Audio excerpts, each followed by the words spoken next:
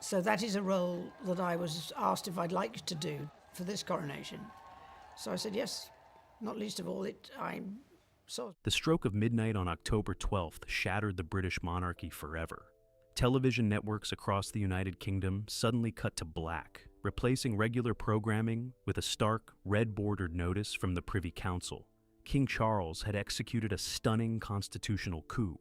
Bypassing his own heir, Prince William, the king officially appointed his sister, Princess Anne, as Royal Regent. As the stunning announcement flashed on screens from London to Edinburgh, a frantic panic gripped Kensington Palace. What dark medical secret or hidden legal threat forced King Charles to strip his eldest son of his birthright to elevate the Princess Royal? Let's find out. The Midnight Proclamation. The digital clock on the studio wall of the state broadcaster read exactly 11:59 p.m. on the night of October 12th. Across the United Kingdom, millions of viewers were settled into their late-night routines, watching ordinary regional programming. Then, without a single second of warning, the screens flashed white. A sharp, high-pitched tone pierced the audio feed, cutting off a mid-sentence presenter. The standard colorful graphics vanished, replaced instantly by a stark, obsidian backdrop bearing a massive, royal gold crest. Beneath the crest, a single block of text emerged in a deep crimson border. It was the unmistakable mark of an emergency Privy Council decree. The voice that came over the airwaves did not belong to a regular news anchor. It was the dry, flat, completely unmodulated tone of a senior civil servant reading directly from a piece of heavy parchment. The announcement was brief, lasting exactly 43 seconds, but it dropped like a bomb into the quiet British night. King Charles III had exercised his absolute constitutional prerogative under the statutory framework of the realm. He had officially bypassed his eldest son and heir, Prince William, bypassing the natural order of succession to name his sister, Princess Anne, the Princess Royal, as the sole royal regent of the United Kingdom. The immediate reaction across the capital was not a roar, but a collective, stunned silence. In the press rooms of Fleet Street, editor consoles lit up with frantic, cascading alerts. Phone lines between editors and palace press contacts went completely dead. The master switch had been thrown, and the entire royal communications apparatus was operating under a total media blackout. This was not a routine administrative update. This was a swift, bloodless palace coup, executed under the cover of absolute darkness. For generations, the unwritten rules of the British monarchy dictated a clear, immutable path for the transfer of sovereign authority. If the reigning monarch became unable to fulfill his duties, the Prince of Wales would naturally step into the breach as regent. It was his birthright. It was the very purpose for which William had been trained since his earliest days at Eton. Yet, with a single stroke of a fountain pen in a private study, King Charles had torn up the unwritten constitution. He had pushed his own son out of the direct line of active power, elevating a 76-year-old princess to the most powerful administrative position in the modern history of the House of Windsor. The immediate question that tore through the intelligence services and the halls of Parliament was simple. What could possibly justify such a radical, unprecedented violation of royal protocol? The answer opened the first massive question of this constitutional crisis. It was a secret known to fewer than 5 people inside the inner sanctum of the palace. A hidden medical reality and an impending legal catastrophe had converged on the king's desk, forcing his hand in a way that left him no other choice. To understand the sheer urgency of that midnight broadcast, one must look at the physical evidence left behind in the broadcast trucks parked near Downing Street. The official document shown on screen bore the signatures of only 3 individuals: the king, the Lord President of the Council, and Princess Anne herself. Prince William's signature was entirely absent from the registry. He had not been consulted. He had not been given a vote. The heir to the throne had been left completely in the dark, finding out about his own displacement at the exact same moment as the rest of the British public. Inside Kensington Palace, the lights did not come on gradually. They blazed to life all at once within 3 minutes of the broadcast. Security personnel rushed to secure the perimeter as frantic encrypted text messages began to fly between the households. The Prince of Wales was reportedly seen pacing the floor of his private study. His phone pressed tightly to his ear, facing a line that had been completely disconnected by the telecommunications hub at Buckingham Palace. The institutional machine had quietly, ruthlessly cut his access. This brings us to the core of the mystery that will dominate the coming months. King Charles did not make this decision out of malice toward his son. He made it out of pure, cold institutional terror. A secret medical brief, compiled by an elite panel of international specialists, had been delivered to the king under royal seal just days prior. The report outlined a rapid, irreversible timeline regarding the king's capacity to handle state matters. But it wasn't just the health crisis that drove the decision. There was a secondary, far more dangerous threat looming on the horizon. A massive financial and systemic legal scandal involving the highest echelons of the royal estate that would have completely destroyed William's credibility before his reign could even begin. Charles realized that if William took the regency now, he would be forced to inherit the radioactive fallout of this impending scandal. It would ruin the young prince's public standing before he ever had the chance to wear the crown. The monarchy needed an iron shield. They needed someone who had no ambition for the throne, someone whose reputation for duty was entirely bulletproof, and someone who could execute the dirty, necessary work of purging the palace ranks without fearing public backlash. That shield was Princess Anne. As the clock ticked past 1 a.m., the world began to realize the sheer scale of what had just occurred. The news tickers on international networks were running non-stop analysis, but the palace doors remained firmly shut. An unmarked convoy of dark vehicles was spotted tearing down the mall toward the private entrance of Buckingham Palace. The Princess Royal had already arrived in the capital. She was not waiting for the morning to take control of the state apparatus. The new era had begun, and the rules of engagement for the royal family had changed forever. The secret partition of Windsor Castle. The rain outside the stone walls of Windsor Castle fell in relentless heavy sheets, masking the sound of tires on the wet gravel drive. It was exactly 2 a.m, 2 hours after the midnight proclamation had left the nation reeling. Inside the high-ceilinged library of the private apartments, the air was suffocatingly still. The only sound was the crackle of wood burning down to ash in the massive limestone fireplace. A large mahogany desk sat in the center of the room, lit only by a single brass reading lamp. Resting on top of a dark green leather blotter was a thick cream-colored folder bearing the official crimson stamp of the Privy Council. Next to it lay a heavy set of iron keys that for more than half a century had unlocked the private royal archives kept deep within the castle's round tower. Those keys no longer belonged to the king's personal secretary. They had been handed over to a new custodian. Princess Anne stood by the desk, her posture as rigid as the military uniform she frequently wore for state pageantry. She was wrapped in a simple dark wool coat, her face showing no signs of exhaustion despite the late hour. Across from her stood Prince William. He had arrived from Kensington Palace less than 20 minutes prior, driving his own vehicle through the side gates to evade the press crews already gathering at the main entrance. He had not removed his coat. His hands were clenched into white-knuckled fists at his sides, his chest rising and falling with a sharp, controlled fury. William did not sit down. He looked at his aunt, then slowly lowered his gaze to the leather blotter on the desk. The document resting there was the newly amended Regency Act protocol, fully signed and witnessed by the Prime Minister.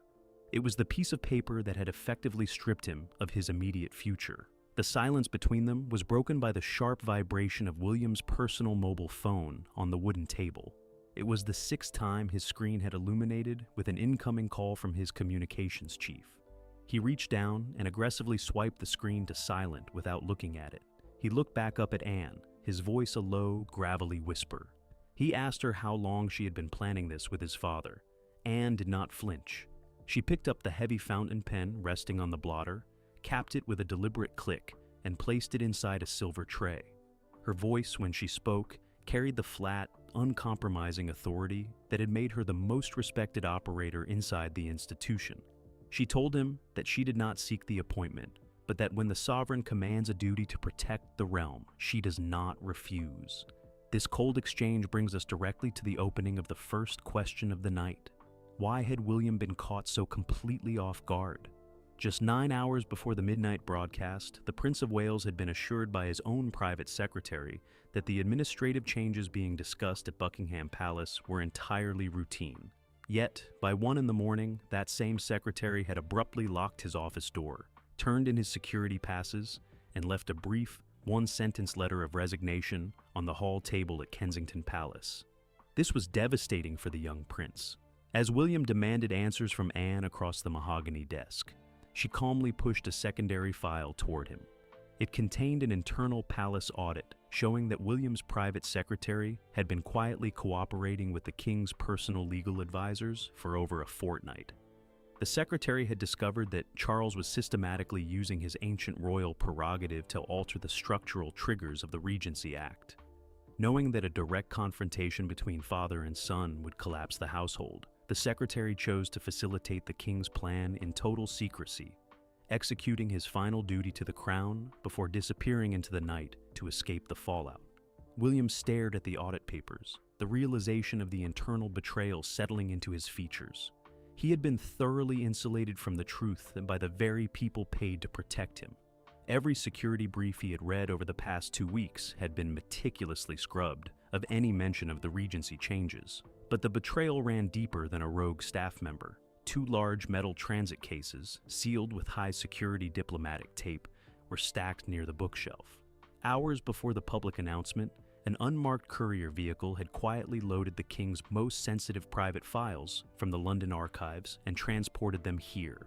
Those boxes did not contain standard state papers. They held the highly confidential financial records of the Duchy of Lancaster and the private medical journals compiled by the king's personal physicians over the last 12 months. William took 2 paces toward the metal cases, pointing at the security seals.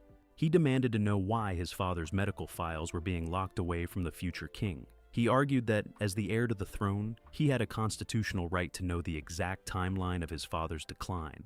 Anne stepped out from behind the desk, her sharp gaze locking onto his. She spoke with a brutal, unvarnished candor that no courtier would ever dare use with the future monarch. She told him that the files were being hidden to protect him, not to blind him. She explained that if he were to take the Regency now, he would be legally required to sign off on a series of sweeping institutional purges regarding hidden offshore trusts and historical estate funding that were about to become the subject of an intense parliamentary inquiry. This revelation revealed the massive scope of the crisis. The king's health was failing rapidly, but it was the impending financial storm that posed the true existential threat to the family. High-ranking intelligence chiefs had quietly warned the king that an international investigative consortium was preparing to leak thousands of encrypted documents detailing systemic irregularities within the royal estate's historic funding mechanisms. If William was at the helm when that bomb detonated, his credibility would be permanently shattered before his actual reign could even begin. He would be viewed as the face of a corrupt transition.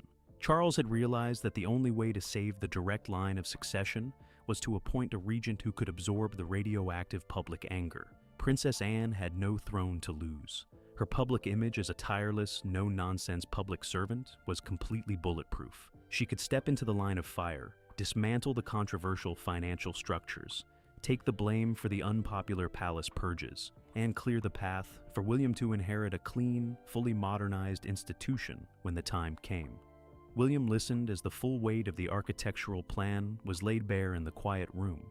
The anger in his face slowly gave way to a complex expression of exhaustion and reluctant understanding.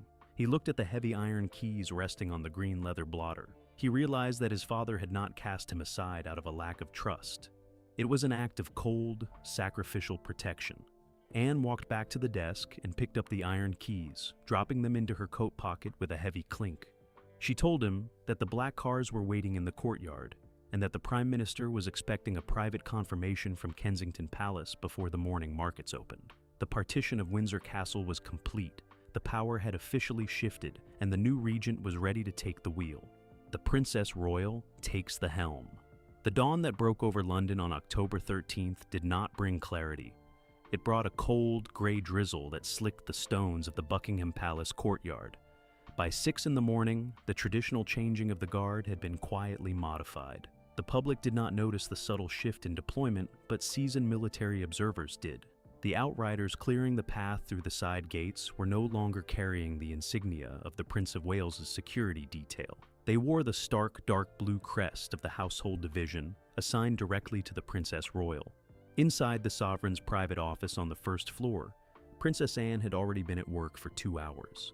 She had not slept. She sat at the wide oak desk that had once belonged to her mother, Queen Elizabeth II. The desktop, usually cleared of all but the most immediate state papers, was covered in thick stacks of digital printouts and leather-bound ledgers. Anne had stripped off her heavy traveling coat, revealing the crisp, high-collared dark tunic of her naval rank. Her hair was pulled back into its signature, unyielding bun. Every movement she made was efficient, devoid of the theatrical hesitation that often plagued the modern court. Standing 3 paces from the desk was the keeper of the Privy Purse, Sir Michael Stevens. He looked visibly rattled, his fingers twitching against the seams of his trousers as he held a secure digital tablet. Anne did not look up from the document she was reading. She simply extended her right hand, waiting for the tablet. When he handed it over, her thumb swiped across the biometric scanner, activating the master override codes for the sovereign grant accounts. Within 90 seconds, the internal financial architecture of the British monarchy was completely locked down. Anne did not just review the accounts, she changed the access protocols entirely. By order of the Royal Regent, every single expenditure exceeding £10,000 from the royal estate had to be personally vetted and signed off by her office. This single administrative strike effectively cut off the independent funding lines of Kensington Palace and Clarence House. The message she sent through the system was clear. The different royal households were no longer separate kingdoms operating on state money. There was now only one command structure in operation. This immediate fiscal lockdown brings us directly to the opening of the second major question of this constitutional crisis. Why was Queen Camilla completely absent from the public eye during this explosive morning transition? The world assumed she was resting at her private estate, but the reality inside the palace walls was far more calculating. As Anne worked through the financial ledgers, the private elevator at the end of the corridor clicked open. Queen Camilla stepped into the room, her expression completely detached from the panic gripping the rest of the household. She did not wear ceremonial robes. She was dressed in a simple dark green day dress. She walked over to the fireplace, ignoring the anxious looks of the senior courtiers, who immediately backed out of the room to leave the 2 women alone. The relationship between the Princess Royal and the Queen Consort had been forged through decades of complex family history. But this morning, it hardened into a functional, defensive alliance. Camilla had been the secret architect behind Anne's sudden elevation. She knew that if Prince William took the regency, his first priority would be to marginalize her influence and secure an absolute, uncompromised legacy for his own children. Camilla also knew the explosive nature of the financial leaks threatening the family's offshore trusts. She had realized that her own survival depended on having an iron-willed contemporary at the helm, someone who valued the raw preservation of the institution over personal family dynamics. Anne placed the financial tablet down on the oak desk and looked up at her sister-in-law. There was no warmth in the exchange, but there was an absolute clarity of purpose. Anne confirmed that the access codes to the primary estate funds had been successfully migrated to the emergency registry. She then slid a single sheet of paper across the desk toward Camilla. It was a drafted executive order canceling Prince William's upcoming high-profile state visits to Washington and Tokyo. A senior officer from the Government Communications Headquarters, or GCHQ, entered through the secure side door. He carried a heavy, lead-lined diplomatic pouch sealed with a triple-layered digital lock. The officer did not salute. He simply bypassed standard palace protocol and placed the pouch directly into the Princess Royal's hands. Inside was an absolute nightmare for the Royal Communications team. It was an intercepted global intelligence brief originating from a high-ranking European security service. The brief confirmed that the International Investigative Consortium had already finalized its timeline for releasing the encrypted royal financial files. The leak was scheduled to hit global media outlets in exactly 7 days. The documents did not just detail historic tax avoidance, they contained explicit evidence of massive, undisclosed foreign donations made to various royal charities over the past 15 years, donations that had bypassed standard parliamentary oversight. Anne read through the intelligence brief with an unblinking gaze. She did not panic. She turned to the GCHQ officer and gave a series of direct, low-voiced commands that would have stunned the Prime Minister if he had been in the room. She ordered the immediate deployment of a specialized cybersecurity team from the Ministry of Defense to the Palace Records Office.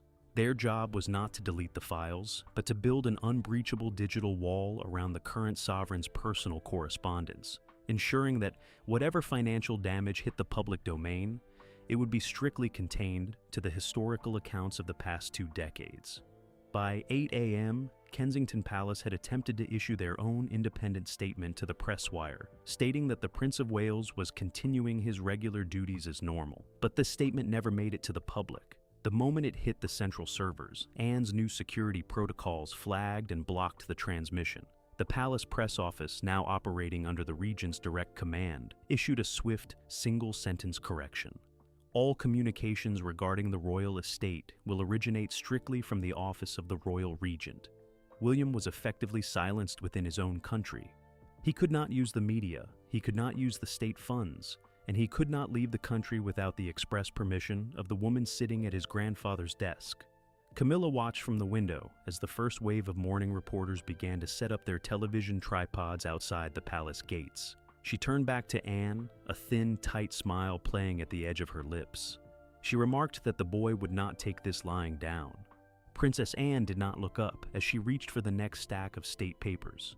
She dipped her fountain pen into the black inkwell and signed her name firmly at the bottom of the executive lockdown order. Her voice was as cold and sharp as the autumn wind outside.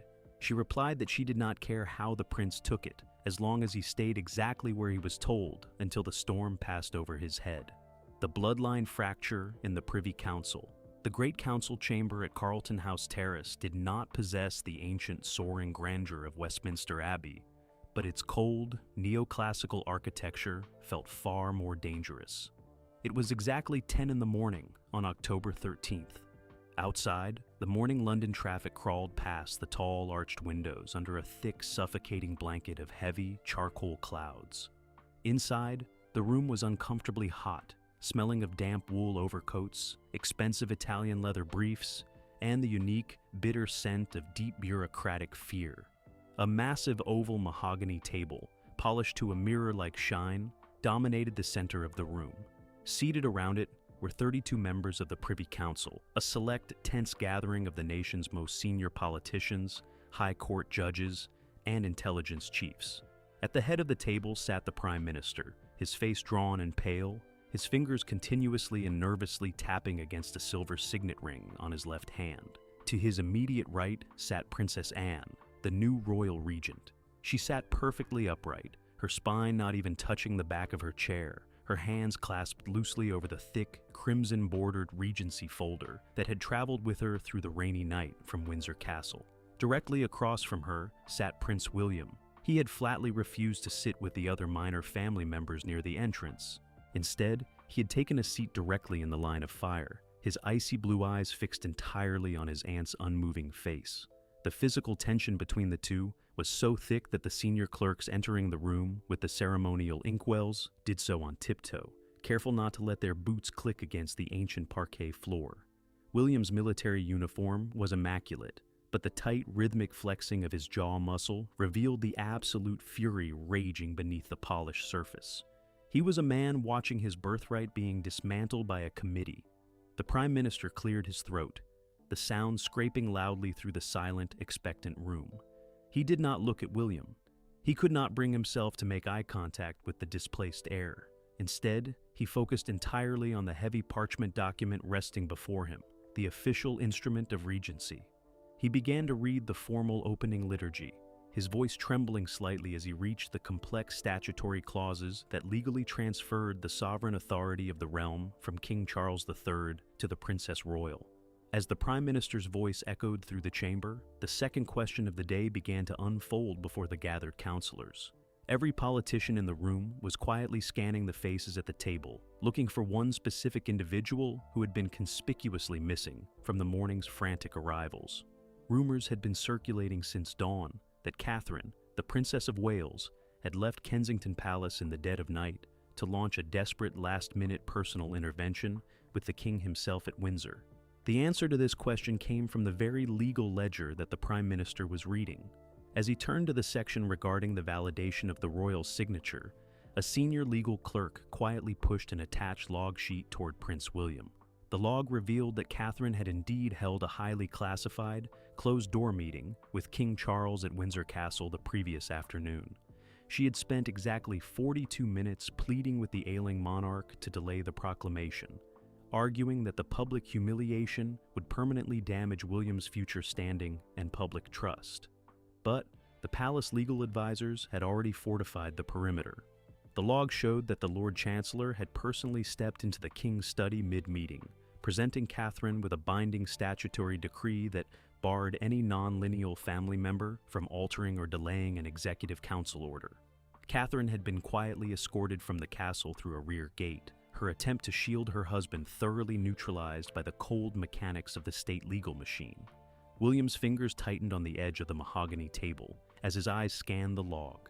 He now knew that every single avenue of resistance had been systematically blocked before he even knew a battle was being fought. According to ancient protocol, the clerk of the council was required to read aloud the official list of names to be included in the state's ceremonial prayer readings for the upcoming month, a public declaration of who held active authority within the realm. The clerk, a veteran civil servant whose voice had never previously faltered in his 30 years of service, hesitated. He looked up from the parchment, his eyes darting nervously between Princess Anne and Prince William. He cleared his throat, a bead of sweat tracing down his temple, and began to read. He announced the name of the king. He announced the name of the queen consort. He announced, with a firm, unmistakable emphasis, the name of the Princess Royal, Regent of the realm. Then he stopped. He closed the folder. Prince William's name had been completely omitted from the official readings. It was a deliberate, brutal act of institutional erasure. By excluding the Prince of Wales from the formal prayers of state, the council was signaling to the global diplomatic corps that William had no active administrative, political, or ceremonial role during this regency. He had been effectively transformed into a ghost within his own court, stripped of his relevance while sitting in the room. A collective gasp was quickly stifled in the back row of the chamber. William leaned forward, his forearms resting heavily on the dark wood of the table. He looked directly at the Prime Minister, his voice cutting through the room with a terrifying, quiet clarity. He asked the Prime Minister if the cabinet truly believed that the British public would accept a government that systematically stripped the heir of his constitutional birthright behind locked doors. The Prime Minister looked down, his pen hovering over the signature line. He spoke in a low, defensive tone, stating that the cabinet was acting strictly under the written direction of His Majesty the King, and that the survival of the economy and the state required absolute institutional continuity during a time of profound national crisis. Princess Anne did not wait for the Prime Minister to finish. She leaned forward, her voice cutting through the political rhetoric like a winter blade. She looked across the table at her nephew, her expression entirely devoid of personal malice, filled only with the cold, hard reality of a lifetime spent serving the crown. She told him that the public would accept whatever ensured the survival of the house. She reminded him that a prince who inherits a collapsed monarchy is a prince of nothing. Anne then gestured to the senior intelligence chief sitting at the far end of the table. The chief quietly opened a secure digital briefing folder, projecting a series of highly sensitive financial tracking charts onto the central screen. The data showed that the impending global media leak regarding the royal estate's historic offshore funding had already been tracked by international banking monitors. If the Regency papers were not signed before the financial markets opened in New York, the British pound was projected to suffer an immediate, catastrophic slide based on the anticipated constitutional instability. The council realized the trap Charles had constructed. The king had used his own failing health as a shield to force this radical shift, knowing that the politicians would always choose financial stability over family sentiment. William looked at the screen, then looked back at his aunt. He realized that if he pushed the matter further, if he demanded a formal parliamentary delay, he would be accused of risking the nation's economic security for his own personal ambition. The Prime Minister dipped his fountain pen into the black inkwell and signed his name at the bottom of the parchment. He passed the document to the Lord President, who signed it within seconds. Finally, the paper was slid across the dark wood to Princess Anne. She did not hesitate. She signed her name with a sharp, aggressive flourish that tore slightly into the heavy paper.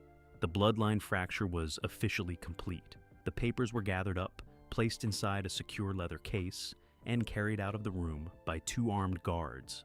Princess Anne stood up, the entire room instantly rising with her in accordance with her new royal status.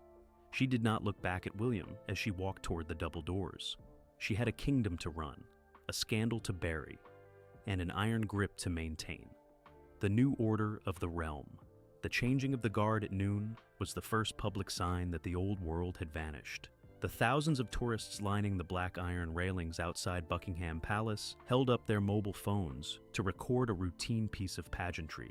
They did not notice that the senior officers on horseback were wearing the dark green sashes of the Scottish regiments, a direct nod to Princess Anne's personal military affiliations.